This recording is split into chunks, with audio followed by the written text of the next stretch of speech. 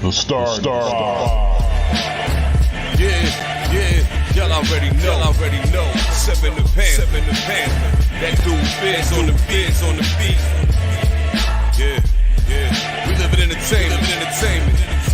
Sound change.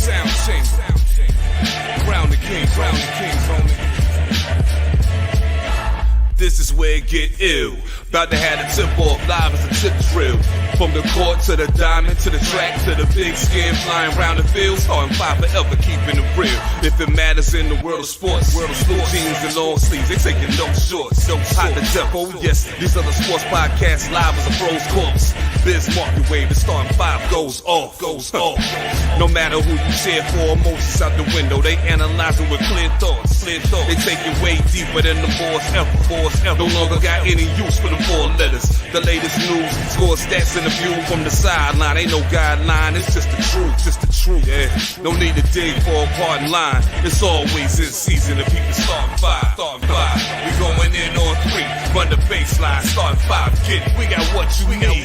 If it's sports news you see, we don't waste time. We talking cause we live it. We got what you need. We going in on three, run the baseline, starting five. Get it, we got what you need. And y'all know me, seven sign, I'm the illest cat stick. I got what you need.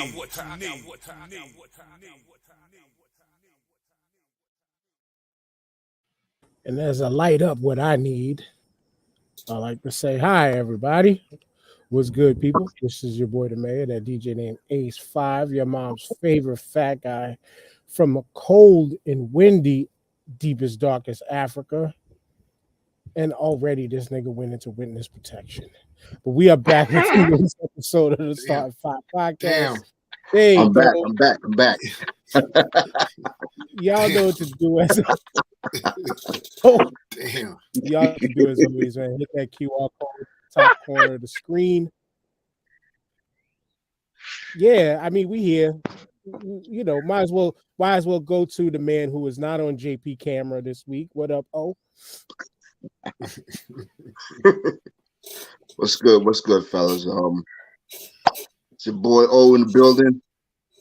I'm here, trying to stay positive, keep a smile on my face. Trying not to lose some money later on. Yeah, I'm here. Well, you wouldn't have lost money. You wouldn't have lost money on anything if you bet on last night's predictable ass Royal Rumble. But yeah, we're not talking about that here today. But Jamal, can he kick it? Yo, finally, yes, I can, bro. So, that's what we need to hear. Yes, y'all. Yes, y'all.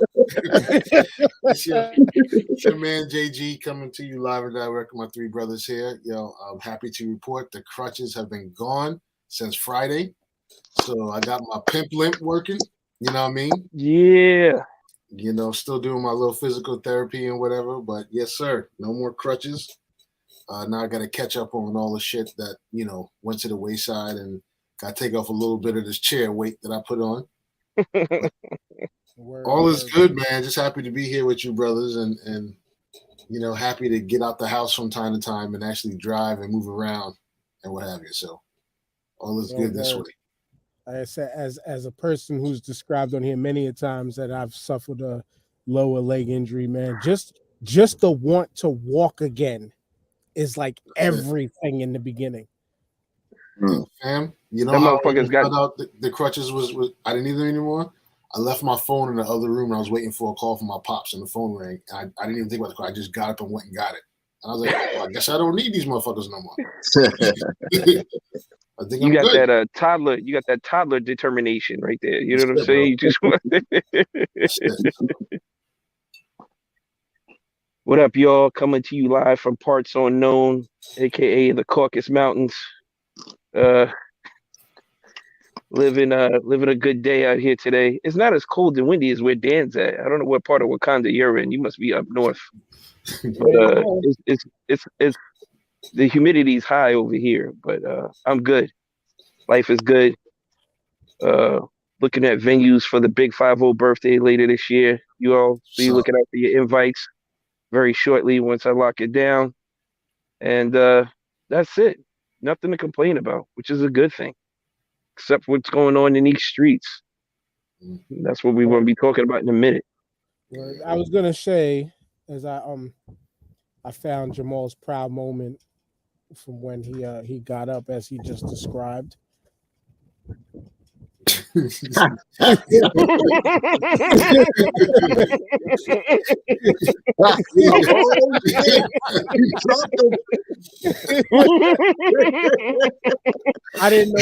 didn't know what Oh shit. So I kept it muted. Because I didn't know what music was playing. But when he said that shit, I just got up and just didn't need the crutches. Immediately that video came to mind. Like, get to the side and just for getting on. But yeah, man, while we wait for JP, because JP had just like a quick shout out type of segment he wanted to get off, and he said he was going to be here 5 minutes ago, but usual color people's time. We might as well just get into revealing the brackets for next week. I had to hook this up a little while ago. And yeah, here they are. Now I wanted to try to like hook this up to break down like the division names. And so starting at the top is Jamal's 8. And Jamal's 8 represents the Tyler Perry region of the best black movies. Wow. I'd be mad if I was in that region. I'd be very mad if I was in that region. Well, we got Boo, a Medea Halloween versus Living Large. Radio versus Precious. Leonard Part 6 versus Trippin'. The LeBron James House Party, which I assume you had to have seen that, Jamal, because I know I didn't see it yet. Versus Man in the Mirror. Okay, good. And for a brand new movie to come out that quickly to be on the list, that says a lot. Says a lot. Now, TJ, in the Robert Townsend region, he submitted Adventures of Pluto Nash versus Little Man. Media Man versus Joanna Man. Kazam versus Norbit. Blank Man versus Ghost Dad. Now, now I mean, you know what's crazy? Like, I'm gonna go through the rest of the tournament, but what's crazy about these shits is like I like most of these movies. Were they great? Wow. I actually liked most of them. Like they were what they were type movies. You know what I'm saying? But, right. Yeah, there's a couple on this you read off that's on my like list. Actually, yeah, there's a few. Yeah. Except for my brackets. Clearly, I would say clearly has one of them.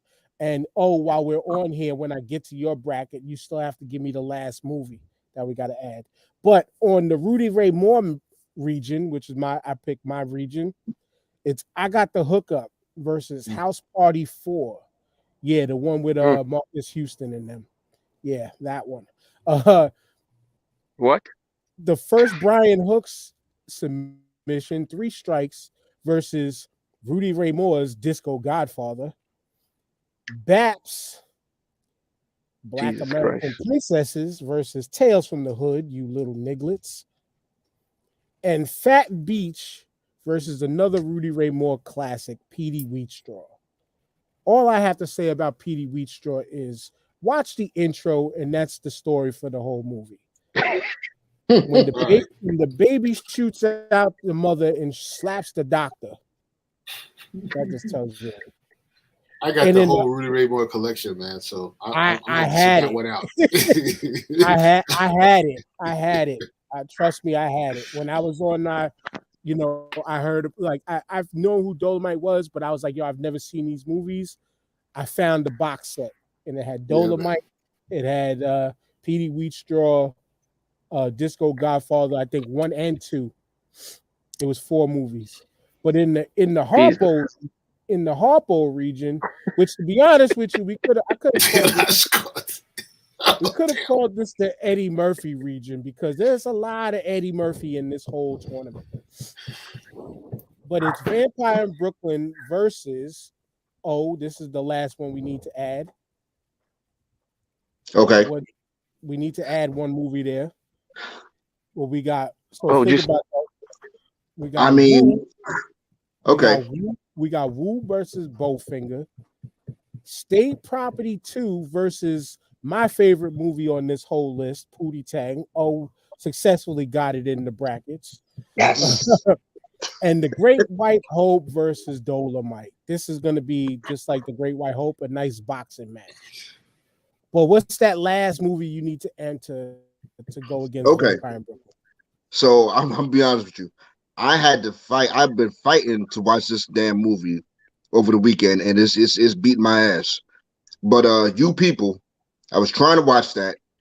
I watched it. It successfully got a 5.4 on IMDb, which in itself is a pretty tough task, seeing as how the amount of known actors was in that. That and Killer Season. I'm just scrolling right now, looking real quick, and I remember Killer Season was another movie Cam's movie. That shit was tough. That's ostensibly worse than you people. I'll put Killer Season because you people doesn't give off. I didn't watch it yet, but I seen the show, the movie images of it and all that, and it was a very white cast more than black cast. Okay, so I'll put Killer Season in there. It wasn't that bad. Just the name alone is fucking So those are the tournament brackets led up in the Tyler Perry region. The I'm just thinking. Nobody put no Billy Blanks movie. Not one. Damn. Damn. Give me That's 1 how second. bad it was. It didn't even make the cut, yo. I'd like to make an amendment, man. All four of us, not one damn Billy Blanks film up in here, man. I'd like to make an amendment. Okay. Let me go Billy Blanks circa 1993. What movie we want to take out? Oh man. Oh, we got Street Justice here. Anybody see Street Justice? Man, nah, I missed that. What was that? What was the Master? He was a black. Well, no. Wait a minute. No. That was not a Tough and Deadly. Boy, these. No, you know what though? A lot of his movies are not black movies per se. So yeah, I'm gonna stick with my choices. Could we put a Steven Seagal's Hard to Kill in there as a optional black movie? You better watch your mouth.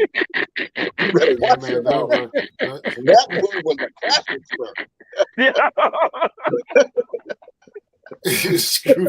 Screwface is everywhere. Screwface everywhere.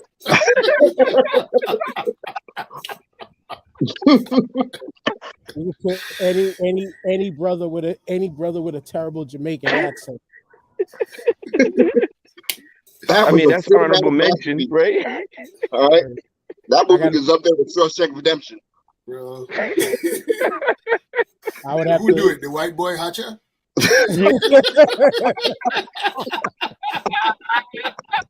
I would also like to nominate Kofi Kingston and his terrible patois when they first revealed him in the WWE as a Jamaican, and then he broke character in one segment, and it was like, wait, where'd your accent go?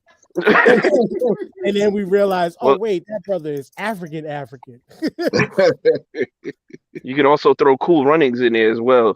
Oh man, yo, this guy, right? You know what? Yeah, we're done with your nominations, man. This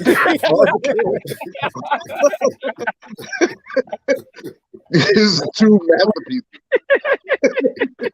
What's next? I'm touching nerves over here, OSC. What's next, Santos? Jesus Christ. no, there will be no shots of slander. Soccer, you dead?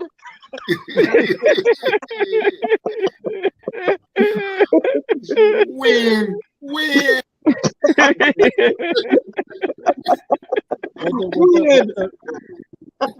Oh shit! Said, what type of fuckery is this? So,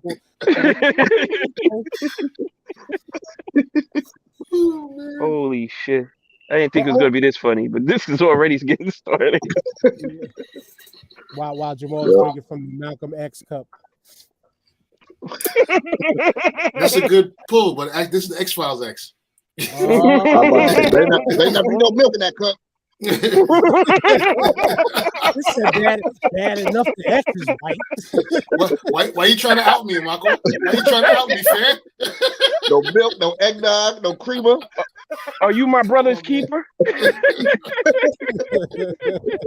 you telling the world how I get down? That's strawberry quick in there. What are you talking about? Speaking of my brother's keeper, this is the old man that held down the neighborhood. JP is with us. What up, JP? Back in witness protection. What up, y'all? What's going on? What's good? I'm glad you showed up now because I want you to get the Wagner family thing out early. Oh, yeah, man. Man, shouts to them, man. They just did something for the first time in high school basketball history where you have 3 generations of McDonald's All-Americans, the grandpop, the pop, and now the grandson. It's an amazing achievement, and matter of fact, they are going to be the first 3 generation NBA players as well. The grandpop, the pop, and the grandson. It's very historic, something you probably will never see again. And it tells you really how talented the family really is. And yesterday, I went to I went to one of the best high school basketball games I've ever witnessed or ever been to. Was Camden versus Imhotep yesterday. 2 of the top 15 teams in the country. You had about anywhere from about 14 Division I players on the court. You're going to have players that's going to play in the NBA in that game. I would project that you out of that game yesterday, you're going to have at least 3 NBA players that played on that basketball court yesterday. Maybe even more. I would say maybe 5 or 6 that are going to be NBA players that played in the game yesterday. Packed house. It was packed like sardines in there. Hot gym, St. Joe's University, standing room. People were actually standing like in the entranceways. That's how packed it was. Great game. It came down to Camden beat Imhotep 60-57. DJ Wagner took the game over in the second half. He had 18 of his 22 points in the second half. It was a very, very, very intense, loud environment. It was everything a game should have been. And you had 3 of the top 4 players in the country yesterday. The kid Edwards from Imhotep right now is rated #1 player in the country. DJ was #1, but he's #2 now. And you got Aaron Bradshaw from Camden, 7'1" center, who's #4 ranked player in the country.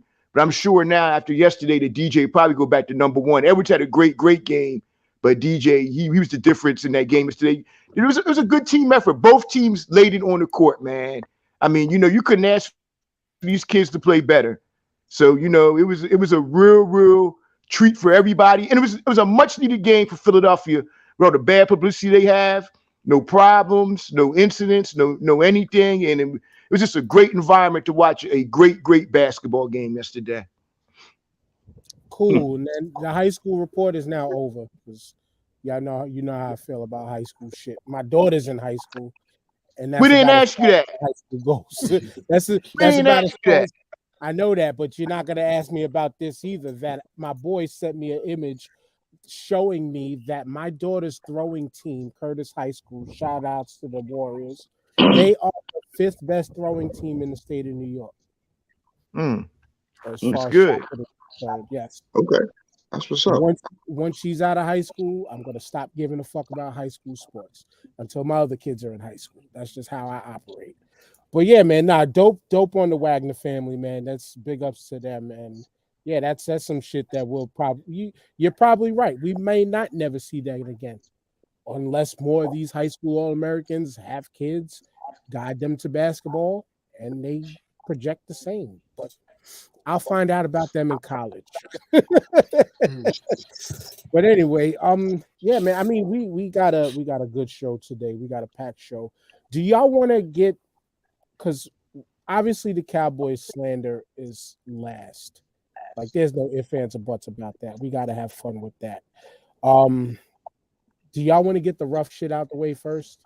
Always. Yeah.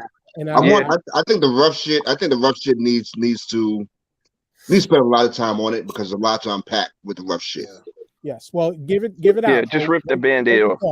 Break it down. I'm sure everyone. I apologize again for coming on the show late, but my mother talking to my mom's and it's become international news. You know what happened in Memphis. Yeah, she said that she refuses to watch the video because of the PTSD that follows behind it. I'm with her. Yeah. You know, I'm with her on that. Yeah. With her having 3 African American young men, I still consider myself a young man. And looking at someone like him, at you know, the victim here, he does not fit the description of someone who, damn, I to the naked eye, say, you know, you could say like, oh yeah, he looks like a bad guy. No, he looks like somebody that some cool dude, you know what I'm saying, that you were sitting and crack jokes with, and he doesn't fit the description of anyone. You know, he doesn't. I mean, it shouldn't happen. He doesn't fit the stereotype, is what you're saying. He doesn't fit the stereotype at all, TJ. I mean, and it shouldn't happen to. What happened should not have happened to anyone. Let me. You know, I want to. I cannot emphasize that enough. But when the mom said that he's a mama's boy, I instantly believed her. You know, and for him to scream out to his mother, like, you know, believe me, I was torn. I had the video. I had the video when it came out, and I was torn between sending it, you know, or not, because it was tough to watch, and I didn't want anyone to have the same anguish that I did watching that. You know, it's difficult to not talk about this and get emotional about it. You know, as I am right now. I mean, I was just laughing and joking, and just me talking about it and seeing his face, seeing his picture, it's tough not to be emotional about it. You know, and having said all that,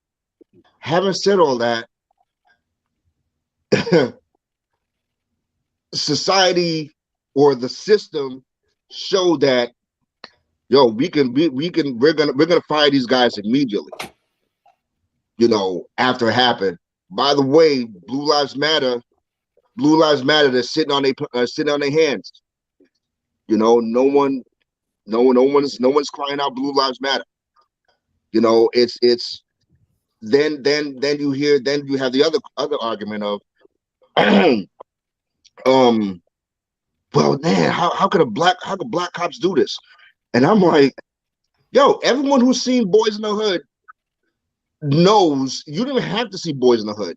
Everyone knows that black officers, you have some of them out there that feel as though they got to go above and beyond. You know, show up for their masters. Yeah.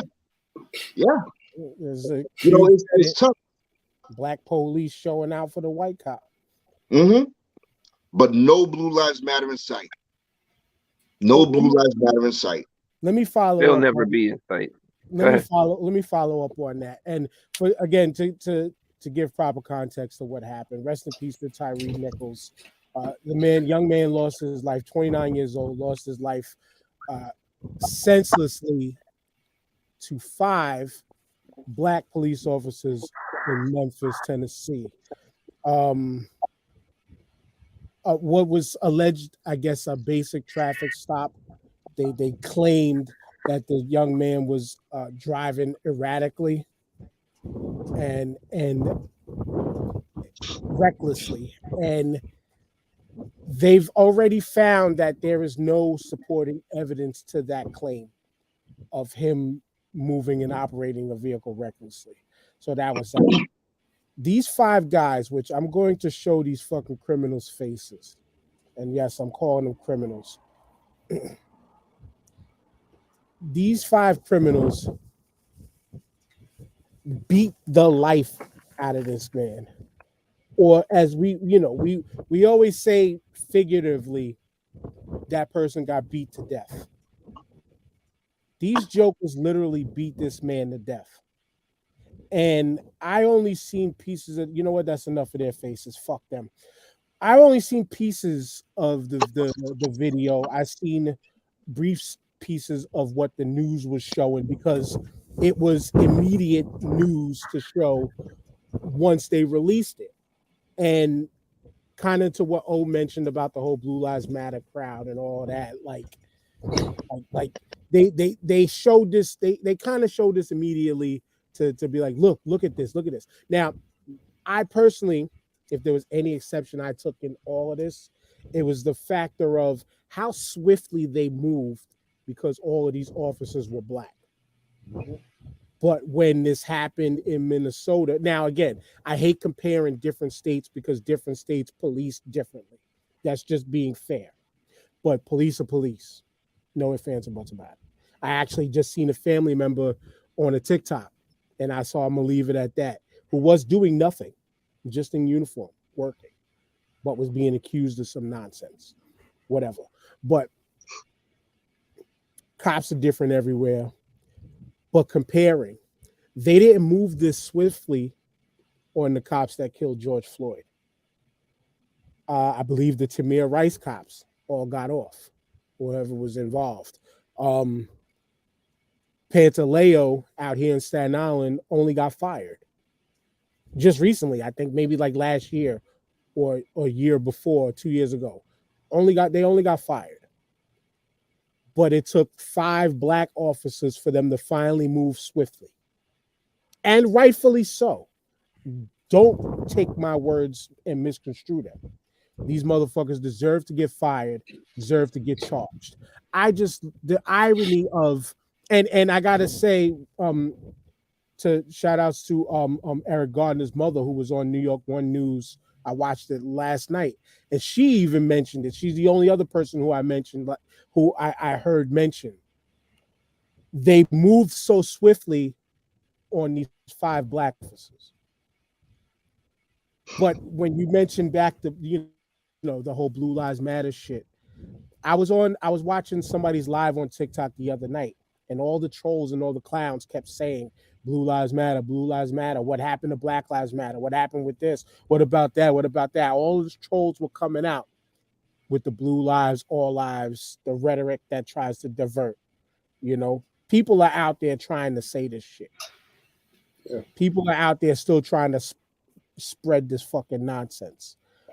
But it bothers me because it was 5 black officers that they moved swiftly on. But it bothers me that it was 5 black officers who beat Yes.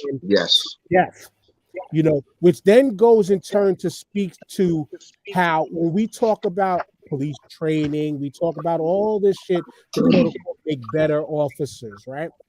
And one of the things I know we even preached on this show too is having people who represent neighborhoods police said neighborhoods.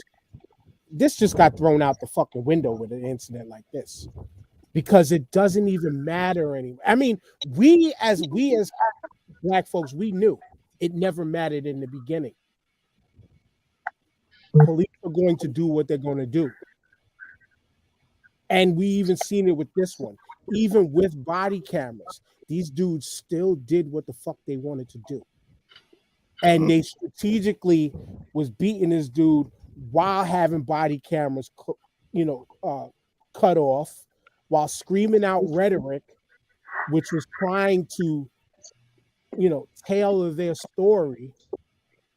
But it was what I learned was it was a neighboring surveillance camera that caught everything from overhead, which negated everything these cats tried to do and say on their body cam footage. So it's like this is proof that it's like, yo, but what more can you do? What more can we ask for as a people? And to be honest, it's just, if you're going to act this swift against 5 black guys that are officers across the board, all these police precincts and everywhere, they got to move as swiftly with everybody. Yeah. And that's really it, because it's a damn shame, Jamal. Yeah, man. Like you said, there's a lot to unpack. There's a lot of there's so much in this that's disturbing. Number one, the race element. And let's be frank, and I have to call this out. If those were 5 white officers, I do not think we would be where we are. That's just according to trend. A consistent trend. It'd be wait to see if there's more evidence. We're trying to still gather the stuff. Those guys we would not be here this fast. And I don't want to take any type of position where I'm sticking up for those cops, because actually fuck them. Let them, they deserve what they got.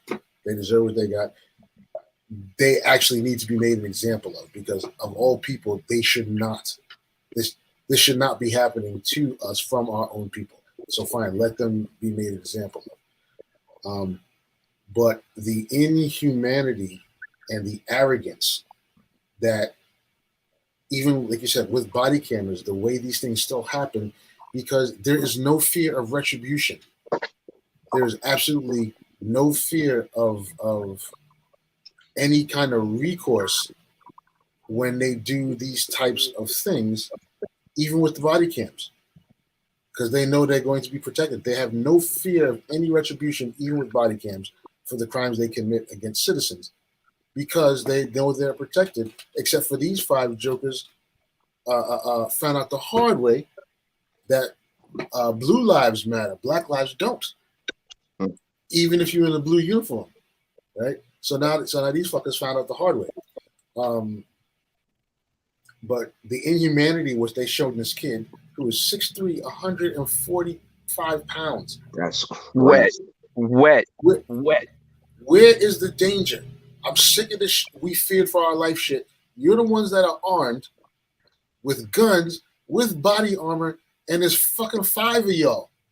So Jamal, can I say something? Something? I said this with George Floyd, and I'm gonna say this shit again. When it comes time for the civil suit, right? And the family wins, the Nichols family wins X amount of money, which that part is so unimportant. It's so unimportant. Yeah. But once I guarantee you, once they start taking money out of their pensions, the shit is going to stop. That's the only way, because the unions are too powerful. And the problem is the money comes from us. It comes from taxpayers and citizens. So they don't give a fuck. It does not come from the police department's budget. It does not come from their pensions. As soon as you can start holding these fuckers accountable financially, like anything else, you will see change. I can roll with the financial part, but I think it's more along the lines of these people need to be incarcerated with longer sentences, and then people. Well, I was going to get to that. Well, I was going to get to that. They're not even getting incarcerated. They're rarely getting incarcerated, and I don't think that's a concern.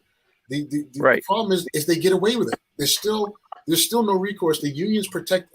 They're so afraid of the unions, and but there's no deterrent for them to stop doing this unless they get fired on the spot. And I'm telling you, it should be this. if you get fired as a police officer, it's the type of job, especially for an offense like that, you should not be rehired somewhere else. Scarlet letter. It should be a scarlet letter. You should be blacklisted. Yes. Blacklisted from every police force because in the United States. Even from top flight security of the world, Craig. Anything. Tamir Vice murderer is working as an officer right now as we speak. Again. And you know, the thing is, when you look at these incidents and you always look at the officers who are involved in these incidents, they all have long ass histories of complaints of brutality. And that's why that whole, the one bad apple doesn't ruin the bunch scene goes out the fucking window. Because let me tell you something, if you had a fucking bowl of ice cream, right, and there was a roach in that shit, you could scoop the fucking roach out, but you gonna eat the rest of the ice cream? Fuck no. You know what I'm saying? So, and I'm quoting Chris Rock on this, is some professions can't have bad apples. Flat word. Point. It's a fact. We give them too much leeway. I think he stated surgeons, pilots, and the police. And those are fucking facts. You cannot have bad apples. That's a fact. Move the soapbox over to TJ and JP. Yo, so I watched the video and it was disgusting. They beat this kid like he was a terrorist in a CIA black site, like some real profound, like he committed the worst crime of all crimes. Like he touched these kids, these officers' children or something like that. That's to the limit of what they did to this kid. It's disgusting. Also, I was listening to the interview of his father. There was a white officer involved as well that was tasing him at the time that did not get swept up in this. But there are also 2 first responders that are getting under fire, and they're possibly losing their jobs for not reacting swiftly enough to get this kid medical attention. So it's not over with the people that are involved with this. But like everybody who's spoken already has said, there's no accountability, and that's the key word, accountability. And we always say, who's going to police the police? And the police say, we are. We can't. And that shit has proven it doesn't work. Cannot police it doesn't work. It never had worked, and it never will work. All right. There needs to be some federal oversight, some type of oversight to quell this. Like you said, you know, taking the money out of their pensions is a start, but you got to start giving these guys like telephone book numbers for the crimes they commit. You know what I'm saying? Like damn near death row sentences for this type of shit because it was inhumane. Yeah, it was inhumane for like 25 minutes unassisted. After they fucking murked the fucking shit out. And they were standing around laughing about the shit. So they need to get the reason they need to get the most swiftest and the most obscene punishment because they are given a right to do something 90% of everybody else can't do. Right. Their responsibilities are far above and beyond what a normal person like you and I working at a regular 9-to-5 can't do. All right. So when they break that trust, when they cross that line, when they cross that barrier, then the punishment needs to be equal in the punishment that they doled out to that person. Period. It'll make people think twice about even getting a job as a police officer at that point because you don't want those motherfuckers wearing a badge. Yeah. You know what I'm saying? These guys sign up for this shit like it's a regular every day. Oh, I want to go home. No, you signed up for this. You might not get to go home because that's what you signed up for. Don't give me that bullshit about, I just want to just go home and see my family. Nigga, we all want to go home and see our family at the end of the day. That's some nonsense. It's not a job for the weak of heart, man. And that's the whole thing. You sign up for, it's not a job for the weak of heart. That's a part of it too. But a lot like, again, here in New York City, unfortunately, it's a great paying job. And so but you know what too? As I say that, it's a great paying job, but then also thinking about how in New York, and then I'll throw it to JP, in that they want you to have college credits to get on this job. And it's almost like I don't even think there's a specific level of college credits you need. You just need, I think, 30 to 60 credits, aka you went to college to get on the job. You went to a 2-year community college.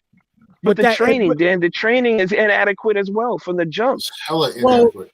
Yeah, I agree, though I would say NYPD, I think, has some of the longest training for new recruits in the beginning. But even still, regardless of all of that, when you mentioning like the type of person that goes for it, a lot of people, it's either family lineage or it's right. like I just need a job. And all it takes is just passing like out here, it takes passing a test and having the college credits to get through. The heart aspect of it is subjective because a lot of people, like I could tell you because I knew this person, I was friends with this person back in junior high school. One of the cops that was in blue that killed Eric Gardner was a cat that I went to junior high school with. I'm not going to give his name out, but I could give his name out. I'll tell y'all after the show. This dude was a Star Wars nerd that couldn't beat up a fly if he wanted. Oh, so he's pussy.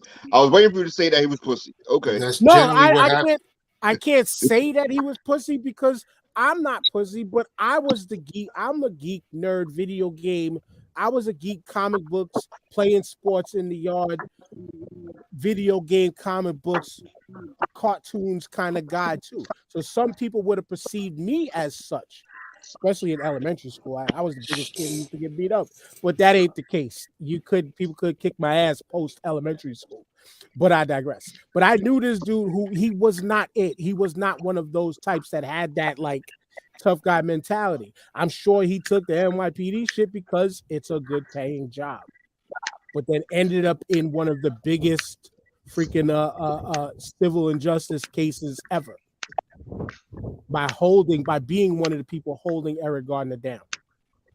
But knowing who that person is, mind you, when I went to go write him because I seen him, every black person that we knew from back in the day was deleted off his Facebook page and blocked. So, but yeah, I digress. So, but yeah, it's like cops. There's many of cops like that aren't that. But then there's the really bad ones that are. They think that their whole life is to serve and protect, but meanwhile it ain't no protecting. It's just serving. Yeah. And serving ass whoopings, serving shots, serving freaking uppercuts and beatings before they get into the precincts. Well, Dan, it's another thing. Is their mentality? It's cowboy mentality. It's army mentality. That's a part of it. That goes in. They think they're G.I. Joe all of a sudden once they put the badge and a vest on. You know what I'm saying? When they clip that holster, that belt around, that gives them their Superman cape. Nobody can fuck with me. I'm invincible now. A lot of them run with that too. You know how many.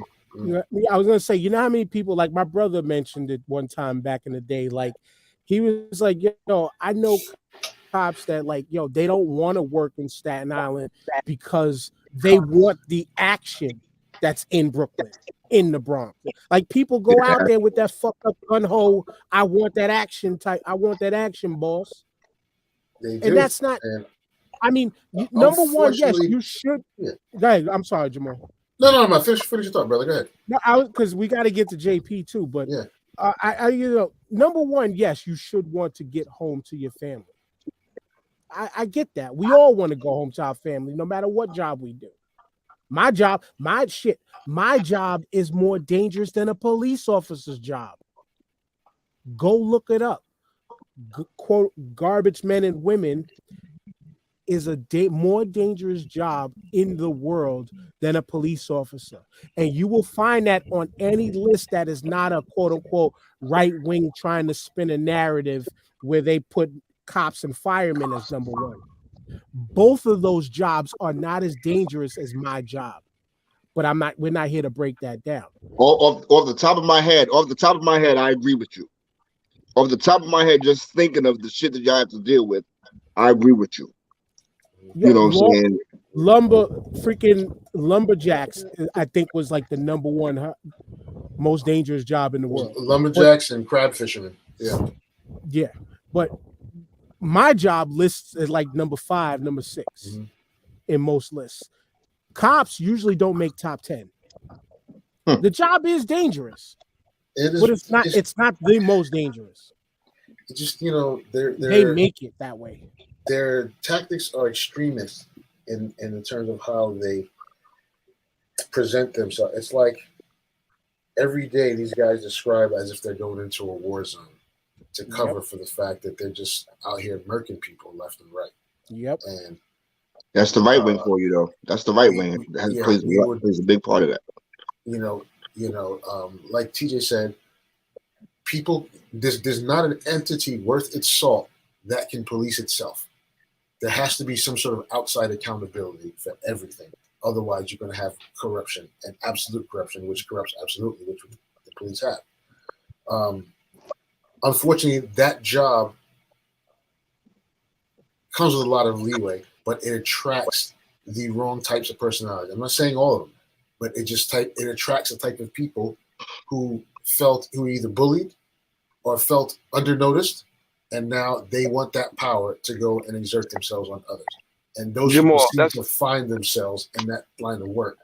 And there's an easy fix. We're not going to solve this problem. There's no one solution to it. But you can cut out a lot of the bullshit if they would just expel the bad fucking apples. If somebody is fucking up, all the cops know the bad cops where they work. It's like every job you go to, you know the motherfuckers who ain't worth shit. Right? It's a fact. You know that. Get them out of there. Show us some good faith. If we see you actually expelling those bad cops, people will probably give you just a little bit more cooperation. But once you're traumatized from having a bad traffic stop or a bad encounter with police, it is hard to treat every situation new. Yeah. Or even if you just delivered whatever you had to deliver in a stop with respect. Yeah. And not this level of authority. Like I'm recalling right now this one time I got pulled over for I hit my turn signal. But in my car, you could tap it and it goes like 3 blinks. And I know I hit it. The cop pulled me over. Oh, you didn't use your turn signal. And I'm like, I'm talking to him normal. Like, I think I did, but this car is new to me. So I might have made the mistake. What are you talking smart to me? What are you talking? You talking all fucking crazy. Like, chill out. And then he calmed down because he seen I worked for the city because I always give my license and my work ID to show, hey, I'm one of y'all, i.e. city workers usually take care of each other. He let me go. But after thinking that I was talking to him in some sort of crazy way, which wasn't even the fucking case. A simple mistake happened. That's one of the rare jobs where they bend rules and cut corners and look the other way more than any other job you've ever seen or been on or have ever had in your entire life. It's their discretion. This is not stealing copy paper or like staples out of the fucking supply room, bro. Mm-hmm. Yo, this is above and beyond that. We live in New York. We know the shit that you get into just for having blacked out windows, but they can be detectives with completely blacked out windows. Like it's shit like that. Like if we have to abide by the law, and y'all are supposed to be the representation of the law, why wouldn't something minimal like that have to be applied to y'all? Dan, you know how many cops I've seen driving with? I'm sorry. You know how many cops I've seen driving with their cell phone in their hand while they're driving? All the fucking time. All the time. It's ridiculous. I wish I could take pictures of every cop I've seen driving with a cell phone in his hand. But TJ, all right, guys. I don't want this to be like a bashing officer, police force. there are some good police force out there. Like Jamal said, bad apples, one bad apple. If there's a roach in the ice cream, you ain't eating the fucking ice cream. You know what I'm saying? But there are good officers out there, but there has to be accountability. I think the common man just wants accountability. Here's my thing, Jamal. Here's my thing. Hold that. Because we keep running over every point, and JP has not made his statement yet. So my bad, JP. Yeah. No, y'all good. Y'all making some good points here. I saw the video. Arca Buster was like rewarded 10 to 15 seconds of it. Yeah. They weren't lying when they said it was worse than Rodney King. Rodney King was horrific, but this was beyond that. I agree about the pension part. Take away their pensions and stuff, and I think you will see some changes. But my main thing is this here. Excuse me. It comes down to these politicians. I don't want to hear about, condolences to the family. I'm sorry. I missed that here. Where's the damn George Floyd crime bill that you all said you all were going to do that Biden said he was going to put out there? I don't want to hear shit until they do something.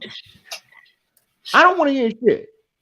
Because these demons, and you know what? I would call them something else, but I'm gonna put it to you like this way: those wicked demon devils that did that, they ought to be thrown under the jail, and they should. As far as I'm concerned, they should get the electric chair for what they did. What's wild is half of them are out on bail right now. They're not even in jail. Wow. I would say something else, but I'm gonna leave that right there alone. I'm gonna tell you, JP. There's no way they're giving 5 officers a needle. I'll be totally honest with you. I wouldn't be okay with them getting a needle either. You know what I'm saying? Put them in general population. You know what? It's more emotion saying it than anything. But I put it to you this way: they should never see the light of day. They should be in there until their bodies rot in hell. They should be in jail until that happens. They get first degree or second degree. If you put them in general population, I guarantee you their sentence is going to be pretty short. They need to be in general population. They need to be. And from what I read this week, one of them even had a back in 2016, he had a complaint against him where I don't know if he was a prison guard or a cop back then, but one of them had a complaint against him about a county prisoner where they beat this man so bad they beat him into unconsciousness. Wow. Those guys always have a record, man. There's always a track record. It's always a track record. And what the shame of it all is, the shame of this whole thing is that now you gonna have which there probably was always a rift, but not as bad of a rift. But now you gonna have a serious rift between the community and black police officers. And these niggas, man, and I'm gonna say it straight up, man, these niggas, man, sat up here and made it bad for the black police officers who are very community oriented, do things for the community, care about their community and stuff like that. They just made their whole job bad for them. And that's what the sad thing about this is. It really, and when I watched that 10 to 15 seconds, I couldn't stomach no more than that. It reminded me of a slave beating. That's what it reminded me of. It reminded me of a slave master beating a slave. The only difference is they were black and they looked like him.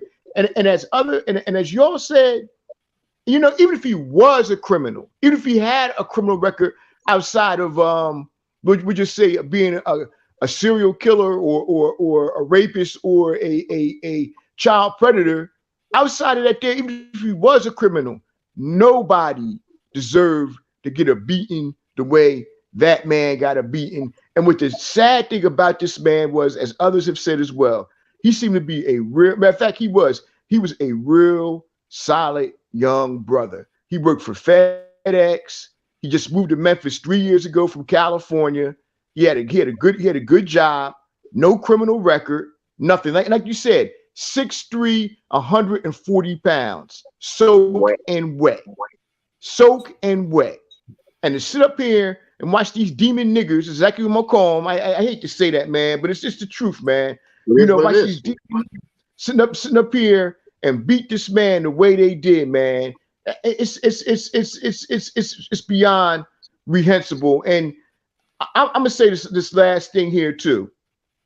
Like I said, I don't want to hear shit from these politicians until you get serious about some real serious legislation that could deal with people like these sick bastards. Word. Save his thoughts and prayers. Save his thoughts and prayers. What I was gonna say is what you guys were saying, the one bad apple thing, because there are good cops out there. The good cops can't even report these dudes for fear of retribution from their own. That part. Specifically black cops. For fear of retribution from their own people. Now nobody's showing up to back this dude up. Nobody's helping this guy if he gets into a tussle. That's bullshit. It's a gang. That's bullshit. It is absolutely a gang. Bullshit. It's a gang. Absolutely a gang. And if you try to do right, there's actually a documentary on Netflix about cops, specifically cops of color who tried to whistleblow. And there's a dude in it that Amako and I know well. Talk about the documentary with Cyrus. I've seen it. But yeah. He's a cop, a guy we know really, really well. And when he tried to blow the whistle, and what they put in, including the union, his own union. Yeah. You know? And that's what they do. They're set up. It's not so much the departments as much as it is the unions, because the unions is what defends them. If those unions, they have to investigate those unions, and I hate doing it because I'm pro union. I think that's the only thing saving us from a complete corporate takeover of this country, the unions. But that particular union is bad for humanity. Yo, Jamal, I always say, Jamal, you and I have had conversations. I always say, yo, that dude Lynch is stronger. He's stronger than the mayor. Yeah, you know what I'm saying? Yeah. He's stronger than the mayor. Himself like a decent human being. He don't care. Yeah. You want to know something though? You want to laugh? Though he is quote unquote strong on camera, my union's president is the one that helps out all the other unions in New York City. Behind the scenes shit. I don't know what he does with NYPD. So Pat Lynch is strong in the face. That's the thing. There's always the men behind the men, bro. It's always the men behind the men. Face. I'll just say that, but I'm a part of personally the best union in the city, and I'll leave that at that. But I too am a union person, so I get what you were saying, Jamal. And this is what I would say. When if somebody's again got a rap sheet so fucking long, it takes these lieutenants and captains and shit, whether you find ways to write files up to get these people fired. And especially in New York City, it's hard to fire somebody in the union without a long, you have to really get on like commissioner's level probation. So you take those quote unquote bad apples and you put them on the easy posts. Make them sit at one police plaza and do all the checking in of people that are coming in and out. Make them sit on them cars. Or say if this is like the state of New Jersey, which I was just in a couple days ago. But as I always notice going in Jersey, when there's a construction site happening, there's always a cop there. Put those asshole cops on those details where you are not dealing with the public. But again, it's hard to weed them out because you got to have people talking. Accountability solves everything, man. All it takes is a little bit of accountability. That's all people are asking for. We're not indicting the entire institution. We're just saying, hey, take care of your clean your fucking house. Take care of your problems. You see it everywhere. People fire themselves every day. You don't need a laundry list. People do fucked up shit, and that's a fireable offense, man. You're right, TJ, but from a union standpoint, and I'm not dropping names, but I could speak to somebody who it took this dude, I couldn't tell you how long it took this dude to get fired. And I'm talking, he was already past probation, and he realistically almost a good 2 years. And continued to be a fuck up within those 2 years before. But let me ask you this, Dan. was finally the hammer was dropped on him. And that's fine, Why? as long as he's not in a position where he can take life. Well, I'm but talking from my job. I'm not talking from right. Yeah, that's what I'm saying. I'm talking from a union standpoint. It takes a lot. And I get it. I get it. Yeah. Listen, if you're a model dude and you do something that's egregious, the union have your back. I get that. But, you know, you can't. Why continue to protect these dudes if they're repeat offenders? Like after the second time, it's like, yo, my guy, we warned you the first time. We told you what was going to happen. We told you what was going to happen. Yeah. We told you what was going to happen. You're preaching to the choir, and you're not wrong. You're not wrong. But we pay into these unions for that protection, right or wrong. So I'm not caping for it. Yeah. I am not caping for it. I'm just right. No, we know that. Get that. And functionally, I'm glad it works that way, Dan. Functionally, I'm glad it works that way. Right. But I'm saying, and we're saying with them, and they need different rules. Yes. They just need different rules because we are in zero tolerance. 100%. Yeah. Like I said, I'm glad unions work that. There's a reason they need to work that way. And I'm all for it. It's just I'm sorry the police cannot have that protection like that. No, they cannot. Yeah. Not with that responsibility on their shoulders every day. Yeah. Not with that type of responsibility on their shoulders every day. It doesn't work. That repeat offenders, when they get fired, I'm sorry, they need to create a registry for violent offenders like that. And they need to put on the registry. Yes. But Jamal, a federal database. A federal database for that shit. You're right though. But when you at the fucking light, when you're at the light and you pull up alongside a fucking officer, all right, the BP goes up. The fucking blood pressure skyrockets. Yes. Yeah. I don't know whether this dude is a repeat offender. He's Johnny Officer. I don't know. You don't know which one you're gonna get to work, get home. That's it. I'm scared. And again, you know what I'm saying? I'm not. 30 years old. I'm no small dude. You know what I'm saying? I can hold my own or whatever. But yo, I instantly you're where my license at? Yo. Fam, you know what I'm saying? I'm gonna tell you this. Because I come from a whole family of law enforcement, so I'm not even attacking the institution like that. But knowing it from the inside, which is why I'm so harsh on the institution. And even my pops warned me. He told me flat. He said, Jay, just get home. These motherfuckers like this exist. Just get your ass home. And we can take care of it later. And that was always the direction I was given. You know what I mean? Because there are these fucking killers out there, like you said. Every time I get one is behind me, on the side of me, you're on edge. Listen. In the early '90s, I got pulled over a period of my life. At least 3-4 times a month, I was getting pulled over for some unquestionable stop for some bullshit. It was always some bullshit, and you just you had to. My paperwork was good. You know what I'm saying? You just made sure your paperwork was good. But like you said, any certain reaction or any movement, they dragging your ass out the car and slapping you and choking you up. And see, that's where I don't want to sound like a certain somebody getting dragged on the internet talking about I don't share them generational traumas. We're not talking about that. Oh, yeah. But I hey. He's not from Ghana, by the way. He's not from Ghana. I'm just putting it out there. Shit can change for me at any time, plain and simple. Yes. But I've never I have, but as years went on, those fears of shit, I'm getting pulled over. What could they those things have went away from me, to be honest with you. I don't share those same feels of I'm gonna feel like my life is in danger. That doesn't take away from any other person who does feel like that, because you absolutely have the right to.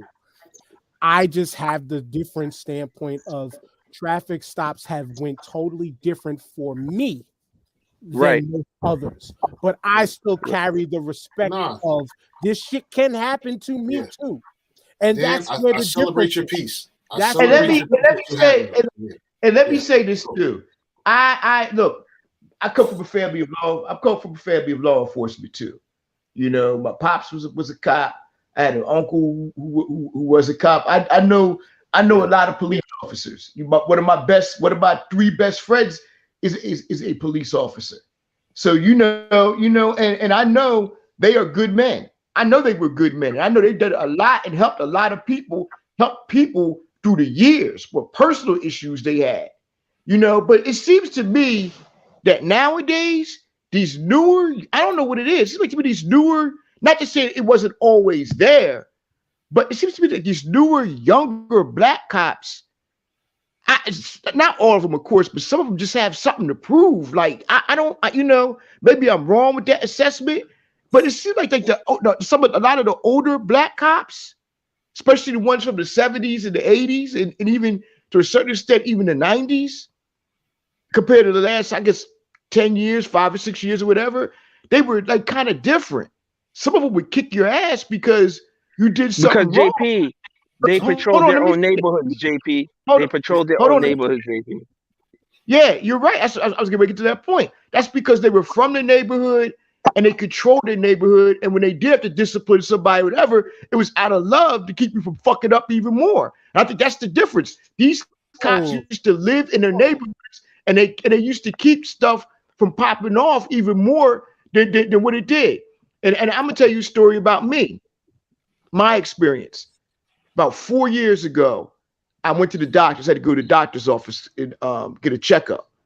So I come down. I ain't gonna name the street or the town. It's infamous though around here. I was going down a certain street, and this cop car just started following me all of a sudden, like for about a mile or two. Like it got in front of this other car and it followed me for about a mile or two. I get down where I'm at the area where I'm about to leave this town. All of a sudden the lights come on. I'm like, what the hell? Wow. I mean, what am I getting pulled over for? I'm getting like kind of a little pissed off. I'm going to speed limit.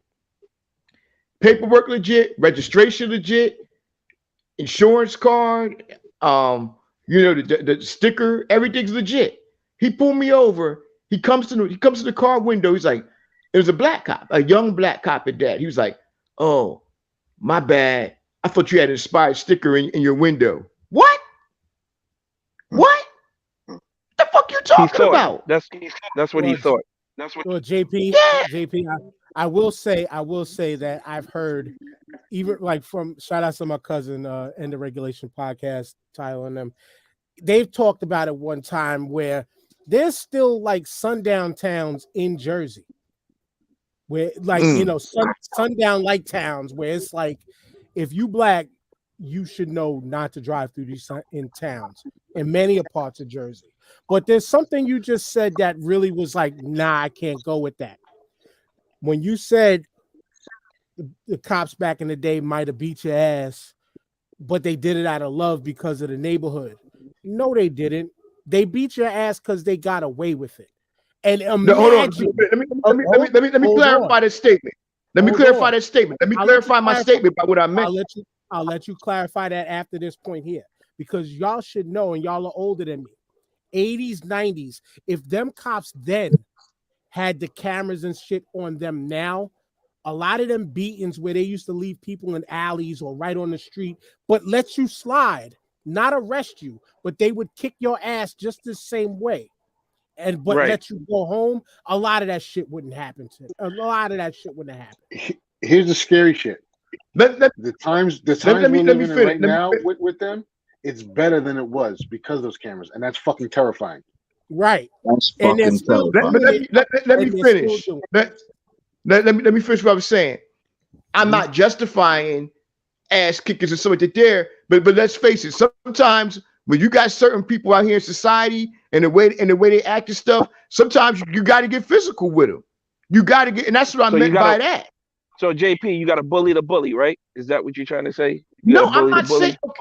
Here's the case. Here's an example of what I'm saying. And I'm not, and I didn't just. And once again, I'm not justifying no beatings of people or anything like that there. But sometimes though, when you tell people to move and they don't want to move or do whatever, and they sit up there cursing you out and saying "fuck you" and I'm not doing this at that. If you told them to move, sometimes you might just crack them one time with a nightstick. That's what I'm saying.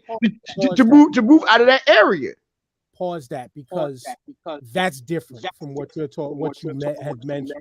That's what I meant. Not, but that's what I'm talking about. I'm not saying ass kicking like you saw in Memphis or real ass kicking when they put you in the hospital.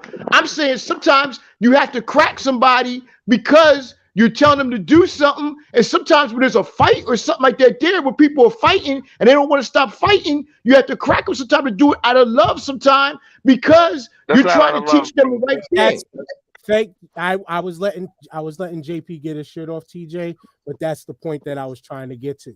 Regardless, just because they're not listening to you, that is not out of love. That is not out of love. That is because it all depends. In my opinion, that's called my ego was bruised because they didn't listen to my command. Now, I agree? Yeah, I agree to a point where you should be able to put hands on them. As soon as you talk about nightsticks and bringing out weapons, it's a totally different story. A nightstick is a weapon, and you're talking about getting cracked with a nightstick just because you told somebody to move and they didn't move, and they're cursing at you.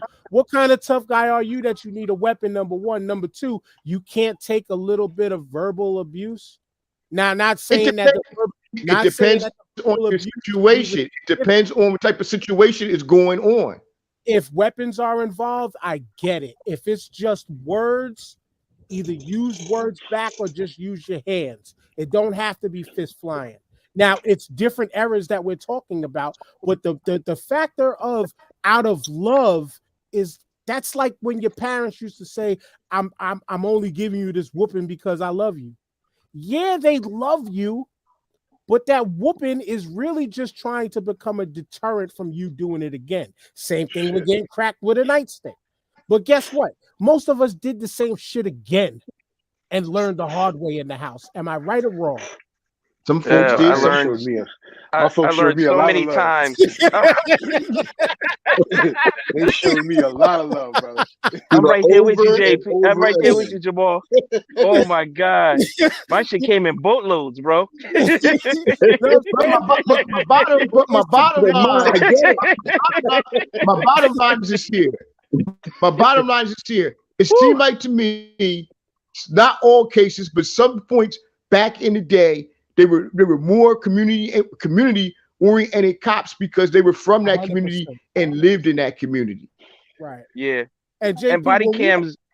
Go ahead. Well, I was going to say, JP, when we've had these discussions in the past, I've mentioned to you how there was a guy, my man, shout out to my man, he's retired NYPD now, but he told me that they were like, yo, we don't want you to police your own neighborhoods. Which to me, because they figured, because they think they was letting people slide. Exactly. Yeah, they think they was letting people slide. Exactly. When in all, in fact, they was really helping the community. But they saw it as. But again, my bad. My apologies. But again, though, this case here proves it don't even fucking matter if you're police. It don't matter. And what's crazy is we thought body cams would deter all this bullshit and at least catch them and there'd be more accountability. It just made it easier for them to get off. Yeah, they don't give a fuck. Excuses and with lies and you know, police reports and all this shit. And now these guys are cutting them off. Once an incident starts, there should be something where the shit don't even cut off. Like the camera should sense you're in a physical altercation or something like that. And you shouldn't be able to turn the shit off. Or there should be disciplinary acts for you purposely turning it off during an altercation or incident. Because that's the shit that's going to either, one, save your ass and prove that you was right in handling the situation, or two, show you what the asshole you really are. But it did nothing. It did nothing but prove our point. I'm sorry. I think Michael Moore, I believe it was Michael Moore. He directed this documentary, you know, talking about, you know, things that the shit that goes on in Europe that we just oblivious to. And I think I believe it was him. I'm not sure. I'm not 100% sure. But one of these documentaries did a thing on Denmark. The police academy in Denmark is a year long. You know what I'm saying? That's in even Denmark. short. A lot of them European police jobs, it's 3 years of school. Right, but here is what 3, 4, 6 months. Dude, barber school is longer than that, man. It depends on where you're at, because I think NYPD might be a year also. It might be. Hey Jamal, them clippers are real, bro. Them clippers are real, bro. Clippers are real. You can hurt somebody. I'm not saying anything disparaging about barbers and hairstyles or whatever. But the reason their school is so long is because the effects of what they do can be semi-permanent. Now, police, the effects of what they do is permanent. It's permanent. You know what I mean? Yeah. So they got that's just written in stone. Yeah, whether it's your record or murder. Yeah. Yeah. And a bullet scar is permanent, bro. A bullet scar is permanent. European police, they're trained. They have to be in school for 3 years, and then when they're done, they don't even got no fucking weapons. Most of them when they go out there, so they got to use their head and their brain to de-escalate. And I know England, they sure don't. England is no weapons over there. They don't. Look at it like this too, though, because when we talk about school, and though I don't like this angle, it's almost a better angle than just taking somebody off the street who passed the test.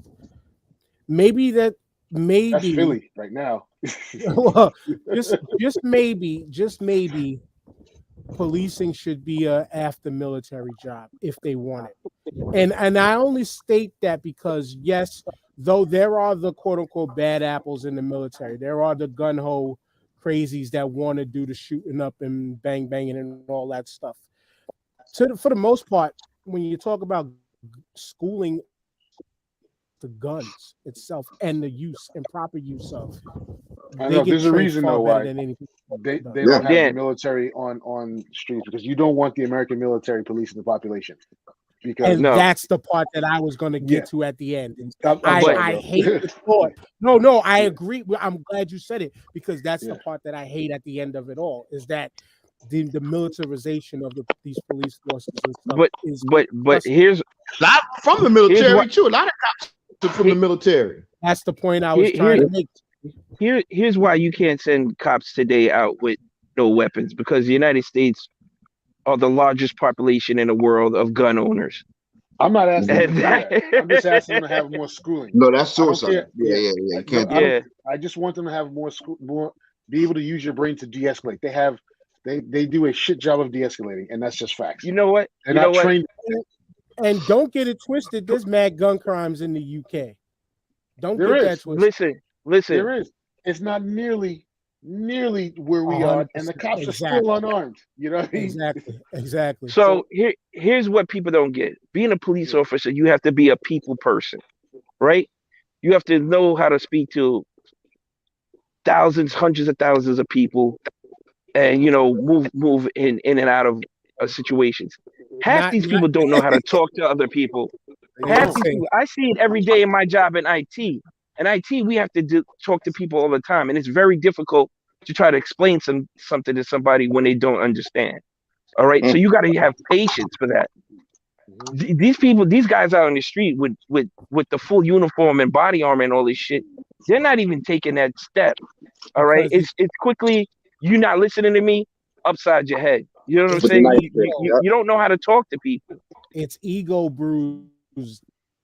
It's ego's bruised. And like you said, you can't have the guy that's out there like, hey, brother, let me get 2 drugs, please. Like, you can't have those guys, you know what I'm saying? Like, like you said, you got to have people that know how to talk to people, not just, what's up? Hey, my man, what it look like? That didn't make the movie list, by the way, which good on y'all. But yeah, no, I mean, there's us sitting here trying to solve the world's problems is only going to go but so far. We're just giving you the standpoint from 5 different black men, 5 different points of view. And I just can I just say one more thing? Go right ahead. Because I'm gonna tell you right now, for the last 20 minutes, I've been going back and forth in my head whether I want to mention it or not. And I'm like, fuck it, I'm gonna mention it. One of the dudes that were accused of killing this guy, He was a mega sci-fi. You know what I'm saying? And he was accused back when he was in college of hazing and beating on, a recruit back Going then. going extra, right? Going Just extra. doing They extra. were too far back then. So The signs are always there, bro. The signs are always there. Go ahead, they're Montel, finish what always you're saying. there. Yeah, They're yeah. always there. And it was like, I didn't want to mention it, but I was like, nah, I gotta mention it. I gotta It is. say it. There's always a thing is, history. There's always a pattern. There's always Yes. a pattern. there's also subtext in this, in that kid was culturally much different from the area he was living in. Yes. He Mm. was a skater from Alameda, California, and he did not culturally. He was just different. He might as well have been a surfer. He was that crowd. Right. And He so- was in a You talking about the different officer? environment. You talking about the former No, officer? No, the no, kid. no. He's talking about the kid. The kid, yeah. So he was a skateboarder from Alameda, California. All right. But And now from the so he had aspect that of- culture. My bad. He had that culture. So when he started speaking to those officers, right away, when you got bullies like those dudes down there and how they care, that was a factor too. And Immediately. skaters, They probably felt their intelligence were insulted. 100%. You know what I'm saying? ego, again, like Absolutely. I said before, ego bruising, because Yes, sir. skaters and cop altercations go hand in hand to a point. Yeah.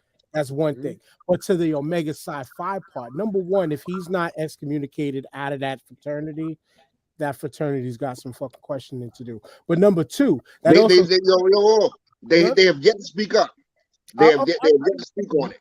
Okay, so that just adds to what I'm saying is if they don't get that man out, then they got some questioning to do.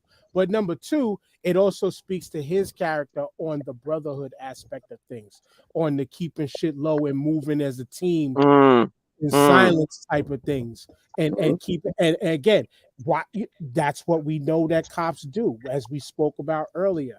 And so now that man is to know Omega Psi-Phis are the Qs, right?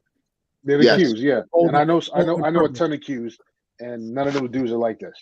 Yeah, Like and this fucking piece of shit. and Yeah. especially when these types of fraternities speak community, speak brotherhood, speak peaceful. They speak on they move on a unity aspect, but a unity for the community. Mhm. This guy clearly misused all of that. Yeah. Within an incident like this, when he could have easily been the Q dog to turn it around and say, "Yo, nah, we're not doing none of this." Facts. It's wild that That's what five I'm trying to dudes, say, man. 5 dudes, and not one of them, it didn't cross not one of their minds to say, "Hey, we taking this a little bit too far," or we need to slow down. I think they just all got caught up in it. They all got caught up in it.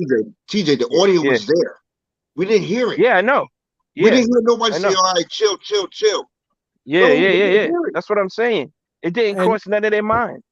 And it didn't cross none of their minds. It's like, yo, with all the shit that's been going on for the past decade, yo, this is another black man, straight up and down. Not even that, Dan. Not doing? even that.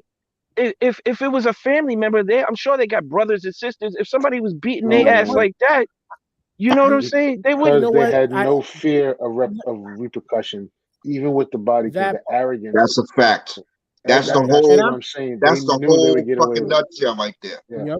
And that's the and I'm tired of that. I'm tired of that. But what if it was your? But what if it was your? We say that shit all the time. I know. Arrogant people like this would be like, well, you know what I would do if it was my child? I would go and beat their ass. Like they still would have that same level of violence. Yeah. You're right. You're right. Now, that was different though. That was different. I mean, Rodney King. What happened with Rodney King? We all. Listen. We all, whether we want to admit it or not, we all were like, okay, five white dudes, 5, 6 white dudes beating up on a black man. We're used to this. But when it's 5 black men beating, you know what someone told me? Someone said the reason why you never see white officers beating up on a white man is because you're like me. I can relate to you. You look like me. I can never see myself doing that to you. So that's why it was. If I always find it difficult to wrap my mind around these 5 black doing it to somebody of their own. Yeah, dudes. This It's wasn't a skinny dude out of the bunch. These are solid dudes. This is what they do, bro. And beating on a 6 foot, 140 pound. Really? That's not much different from what I was speaking on. That's why I get it. Yeah, it's different, but we spoke to that. We spoke to that. It's the fact that it's 5 black men couldn't take it upon themselves to say, yo, chill. First off, he's one of us. No, because those guys see themselves as different. And exactly. This is how systemically how the systemic blatant racism in society, how these guys begin to insulate themselves. Okay, let's get people that look like them to commit the crime to enforce our mindset. That's how you get people that look like them to spread our rhetoric, to actually do our bidding for us. And that's how that's how you get Candace Owens, and that's how you get fucking pig bladder Jason Whitlock, who the fucking disgusting shit he said about the situation. Oh my god, that was retarded. Yeah, oh my god. All these people who think they're different, they need to get pulled over and have the wrong guy pull them over. That's the only way they understand. Y'all should know what I say about Jason Shitlock all the time. I'm not fighting no other black man. I've said that except for him. I'm still waiting. I'm still waiting for somebody to set that fight up with that fat piece of shit. To have the fucking don't catch him at the bus stop. No, I'm not. No, I want to sanction in the ring with gloves or on Dana White's slap fight shit, power slap shit. But I want to sanction for the world to see, not no catch him on the bus stop. If I seen him walking by in a New York street, I might spit in his direction. That's how little I give a fuck about that guy. But man, y'all made me fucking divert to shit. No, you said to have fucking nerve. No, please. I want to hear what you got to say. But to have the fucking nerve. Thank you for putting me back on the tracks. To have the fucking nerve to just automatically assume that all 5 of those black men were raised in single family households. Oh yeah. That shit happened. Fuck you. Fuck your mother. Fuck your fucking grandmother. Fuck every piece of ancestry DNA that you have in your life, Jason Shitlock, for some dumb shit like that. That right there. If he hasn't said nothing in the past that made you, that part right there. I don't know what those dudes' makeup was. And to be honest with you, it don't even fucking matter, because those guys deserve the same life sentence that they gave this young man, Tyre. Facts. They deserve the same fucking life sentence. But you, as JG called him, pig bladder, that's all he's good for. Yeah, because he think he's different. That's the other thing. In his mind, he think he's different. Like OJ thought he was different. Well, he needs was JP mentioned, and he needs to get cracked. If you're this guy's family, right? Let's say Shitlock, how do you go to family functions with this dude and look him in the face? You think he goes to a family function? How do you think Thanksgiving shows up, There's bro? no way. You don't go to family functions. That dude, I was scared him. Yeah, I was so disgusted when I saw that, man. Yeah. And I was like, his parents. He can still go to his Dan, parents' house, bro. I don't know. He's not getting disowned by his mother and father or whatever, bro. But I don't know, man. That shit is just wild to me. Yo, Dan, I thank you for bringing it up, because I forgot. I was so disgusted when I saw that. And I was like, yo, I had to share with y'all, man. I'm like, yo, so for you to say that, it's like, yo, I for real. I just want somebody to pour bleach on him at this point. Just splash bleach on him. Go old school with the monkey lotion. You know what I'm saying? Because I'm like, Let's get him. Yo, Let's get him. he said something. I forgot what it was a couple of months ago, and I was like, "Damn, am I agreeing with? Am I agreeing with James Whitlock?" It was the one time. It was the one time we agreed with him, and I forgot. It was somebody else that got killed or something like that. I think somewhere, and we all had to agree with that shithead. Hey, but I just say a broke. But he's showing his true colors once again. Of course, as always, man. But people who show their true colors, if we haven't been warned before, Bernie Mac warned us when he was just like, "I hate your black ass lips. I hate your black ass gums. But I hate the back of Oprah Winfrey's neck, and I hate that black ass." Those types of cops are out there. KRS-One, Black Cop, has warned us. You know, Ice Cube, as I quoted the line before, black police fronting out for the white. We've been talking. It's all talk after the end of the day. If actions like JP mentioned, actions like JG mentioned, actions like all of us have mentioned don't happen. But what will happen is these playoff games start in another few minutes. So real quick around the board, no long talking. Who do you think is going to win each game, TJ? Well, the Niners, man. The only reason I see this game close because Brock Purdy's a rookie quarterback. He's never been in a situation like this. But the man's got weapons upon weapons upon weapons around him. Elijah Mitchell, Christian McCaffrey, Ayuk, Debo. That doesn't say who's winning. That's long talking. All right. Niners are winning. God damn it. And the late game. Mahomes going to silence the critics if they're saying Burrow is better than Mahomes. Mahomes is going to take this. He's going back to the Super Bowl. Too much emphasis on QB play for me, Jamal. I can't. And someone's gonna have to prove me wrong. I can't go with a rookie quarterback. So I'm going to go with the Eagles. Eagles versus Bengals. That's what I'm going. Burrowhead Stadium. Joe Cool against Patrick Mahomes. I'm going with Patrick Mahomes. You know what I'm saying? Even with the high ankle sprain, that's my choice, man. Yeah. The Bengals got something. The Chiefs got something to prove this year. So they're going back to the Super Bowl, and it's gonna be Jalen Hurts, man. Jalen Hurts and Mahomes. As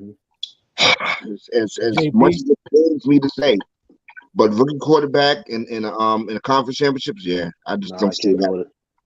Yeah, so that's my choice. That's my choices right now, and that's my FanDuel's choice.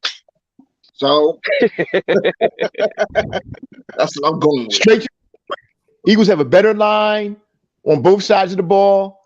Purdy's never faced pressure like this. Eagles going to win 24-20. And I got whoever gets the ball last is going to win, which I think is going to be Kansas City 35-31.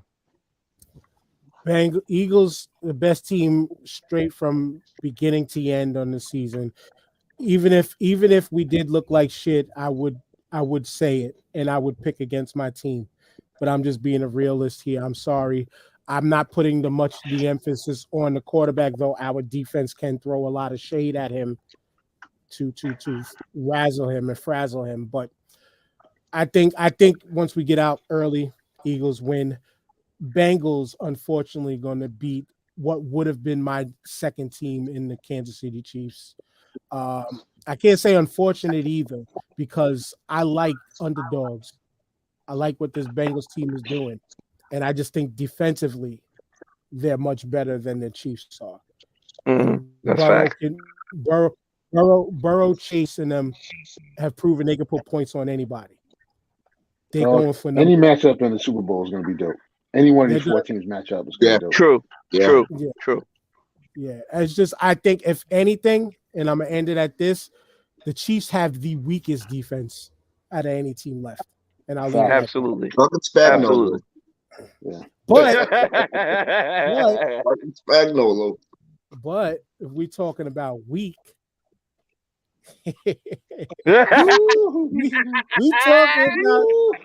we We talking about them VHS boys.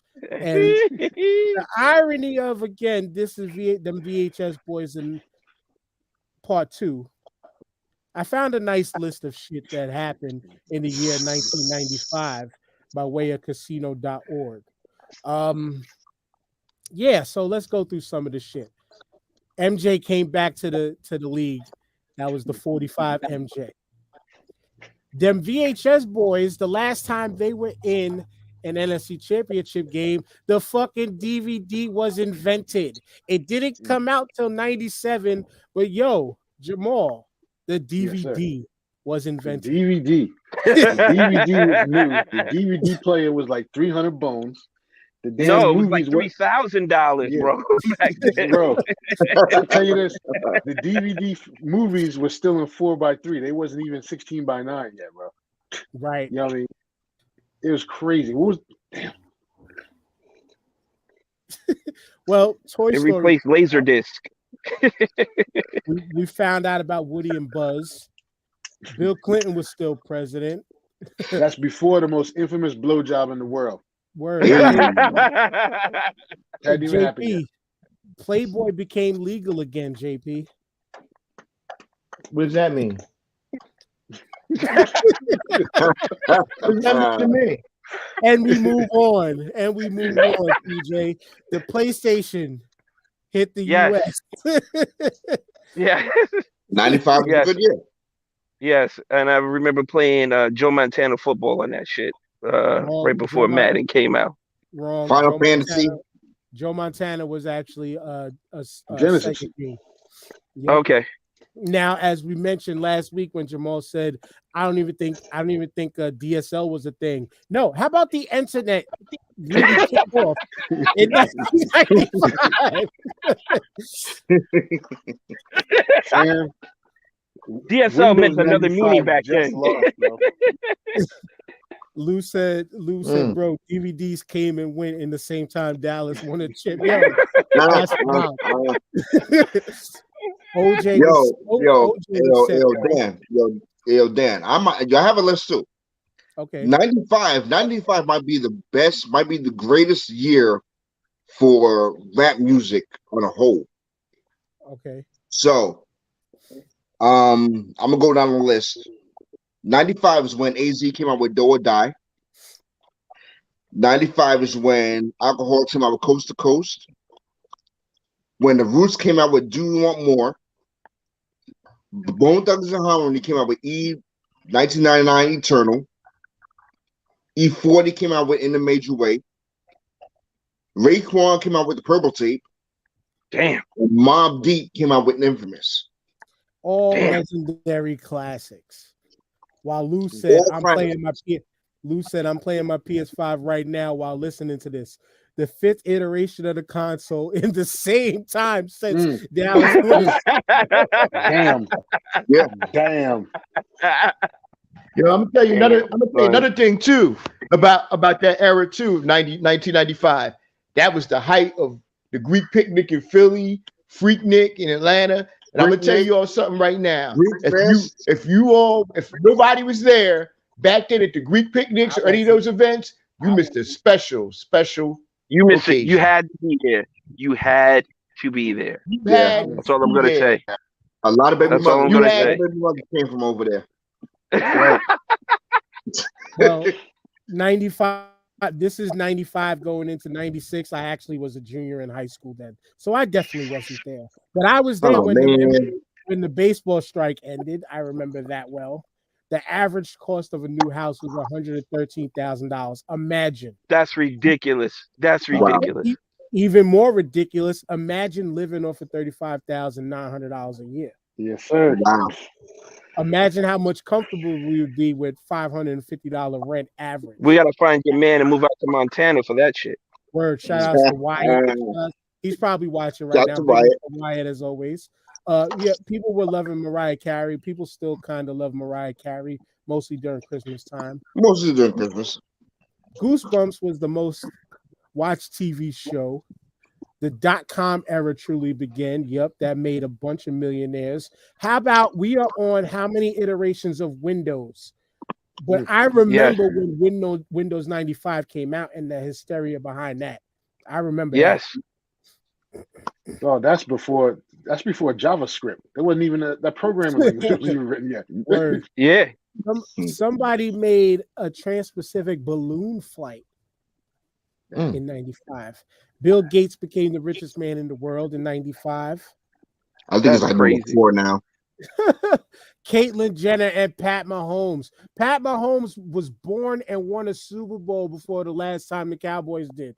Damn, dog. Damn. America's team. I had to say it. This number right here is crazy. It said 132,063,407 babies were almost 133 million babies were born in that year. Now, a whole generation. The scary thing is how many of them are still with us. Condolences to all of them. Jessica and Michael were the most popular baby names. I mean, I get it for Michael because Michael Jackson, Michael Jordan, Mike Tyson was all still a thing. Mumbai used to be called Bombay. Yes. Oh, man. Oh, shit. That's right. The Bosnian Civil War ended. The 5th Prime Minister of Israel was assassinated. And unfortunately, the Oklahoma City bombing took place in 1995. Those are some of the craziest things that happened in that year since the Cowboys were them boys. Are they still them boys? Nah, son. Nah. Does anybody they else haven't got been anything? since 95. You know what I mean? Shit, the Knicks were relevant in 95. You understand what I'm saying? Yeah. The Knicks was a top flight NBA franchise in 1995.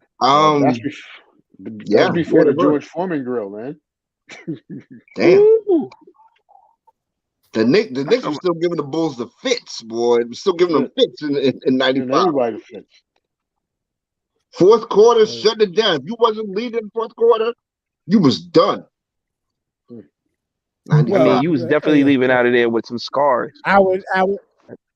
Our Knicks in 95 also, though, we were good for be up by 20 in the third and have to claw back in the fourth quarter too. We about to be game time. Listen, talk. I was always the Knicks, though. Well, I was always but let me say something. Let's not criticize the Knicks too much on this podcast because you don't want to end up on facial recognition. So the Knicks are great. I love the Knicks. They're number one.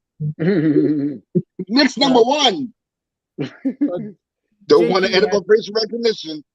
JP broke out because he gotta go watch his Bears and Raiders. But he just said the game's about to start. I gotta go. So we all gotta go. So it's final shout out time. Oh, keep it moving. I stopped him. I'm sorry. I had to swallow it down. Hey, yo, pause. Red Cup. No, pause. Yo, great show. This is probably the best show of the year so far. You got a lot of points out, man. It was real passionate. Great fucking show. Can't wait to see the replies and the views and all that. You know, shout out to everybody watching. Shout out to my brothers. Can't wait till next week, man. It was because next week is a Super Bowl pick, so can't wait. And next week actually is the return of shit that I used to like a lot, which was Pro Bowl skills competition. I'm so glad they bringing them shits back. Like flag football. That's gonna be interesting too. That's gonna be fun. But Jamal. All right, yo. Shout out to all the listeners, everybody in the comments. Shout out to my brothers on the panel. Shout out to JP. I know he pieced out a little early. Big O, TJ, Mayor. Peace to Ishtar. Peace to Disabled Planets. Looking forward to some good games today. Yes. Looking forward to some good games today. Great show. It just only goes to show that there's still a lot of work to be done out here. Shout out to everybody putting valid points across and being heard. Shout out to everybody in the comments today. Another great show, guys. I love y'all. And looking forward to the tournament next week. That's going to be hysterical. It's going to be a lot of laughs, a lot of jokes. So I'm really, really looking forward to that. And everybody have another safe week for real. And JG, good shit on the two-step, getting it back in shape there. Thank you, brother. I'm a step in the name of love, but I ain't gonna pee on it. I was about to say in the hip. Well, yes, we don't need no pee particles on nobody. We don't. But what we need y'all to do, again, hit that subscribe button on YouTube, hit that subscribe, follow button on the Twitch and all that. Crazy. We're closing out the show and we got 6 people watching now, but we had a consistent 2 to 3 most of the show. But anyway, welcome to everybody at the end of the show. Make sure you're listening to the podcast feed to hear it all back in a few minutes. Time to go watch my Eagles, hopefully pull it out. Make sure the wife and the kids are okay. With that being said, we'll see y'all in the tournament next week. Rest in peace to Tyre Nichols. Peace. Facts. Peace.